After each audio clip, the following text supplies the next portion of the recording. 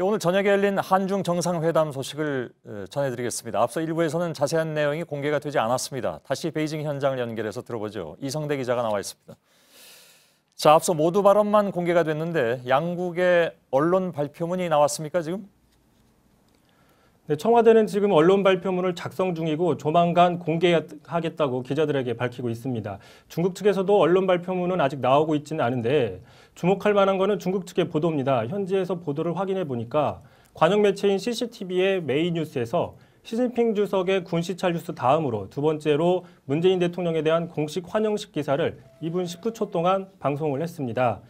또 이 보도에서는 핵심 이익과 중대한 우려사항을 존중하는 기초유예에서 적절히 처리하고 양국 관계를 하자는 식으로 시진핑 주석이 말했다고 보도를 했습니다.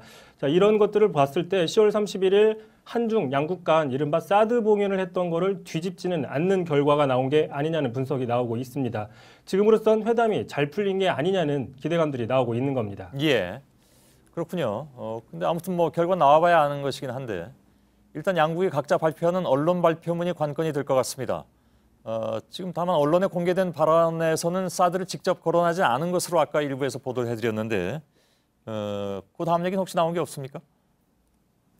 그렇습니다. 말씀드린 것처럼 양국 간의 언론 발표문이 아직 나오진 않았기 때문에 더 확실한 부분들은 추후에 나올 걸로 보이는데 모두 발언에서는 양국 정상 모두 사드에 대한 직접적인 언급을 하지 않았습니다. 문재인 대통령은 양국이 최근 일시적인 어려움을 겪었지만 역지사지할 수 있는 기회였다라고 이야기를 했고 시진핑 주석 역시 지금 모두가 아는 이유로 한중 관계가 어려워졌다라고 이야기를 했습니다. 양 정상 모두가 아는 이유, 일시적인 어려움이라는 표현으로 사드에 대해서 우회를 함으로써 지난 10월 합의에 대해서 사실상 인정하면은 역지사지의 모습을 보인 게 아니냐는 분석이 나옵니다. 예.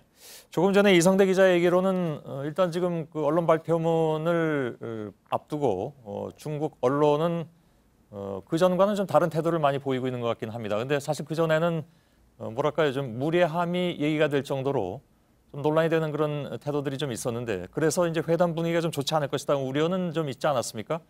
그렇다면 그렇습니다. 실제로는 그렇지 않았을 가능성이 지금 읽힌다는 얘기죠. 그렇습니다. 애초에는 그런 우려들이 좀 많이 있었고 그래서 긴장감이 넘치는 한중 정상회담이 되는 게 아니냐 이런 전망들이 있었는데 공식 환영식에서는 양국 정상이 웃는 모습들이 많이 보였고 특히 문재인 대통령이 모두 발언을 하는 상황에서는 시진핑 주석이 고개를 크게 끄덕이는 모습들이 여러 번 연출이 됐습니다.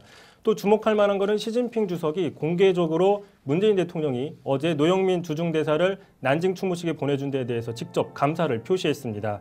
자, 우리 측이 중국의 국가적인 추모일에 상당한 성의를 보였고 이에 대해서 시 주석도 역시 사의를 표시하면서 비공개로 열린 정상회담에서도 이런 관련된 논의가 나온 데다가 또 우려했던 것보다는 사드 현안이 잘 풀린 게 아니냐는 전망들이 나오고 있는 이유입니다. 예. 다만 오늘 불상사가 있었습니다. 이 소식을 빼놓고 넘어갈 수는 없는데 일부에서도 자세히 좀 전해드렸습니다만은 대통령 순방과정에서 오늘 한국 취재진에 대한 폭행 사건이 벌어지지 않았습니까? 우리 정부가 중국 측에 수사 의뢰를 공식적으로 요청을 했다 이렇게 전해드렸는데 추가로 들어온 소식이 있으면 좀 전해주시죠. 그렇습니다. 피해자들이 강력한 처벌을 원하기 때문에 중국 측에 정식으로 수사 의뢰를 했다고 청와대가 밝혔습니다. 예. 내일 현장에서 찍은 영상물과 각종 사진 등의 증거물들을 중국 정부 측에 제출을 하고 또 내일 피해를 입은 두 기자가 직접 경찰서에 나가서 조사를 받기로 했습니다.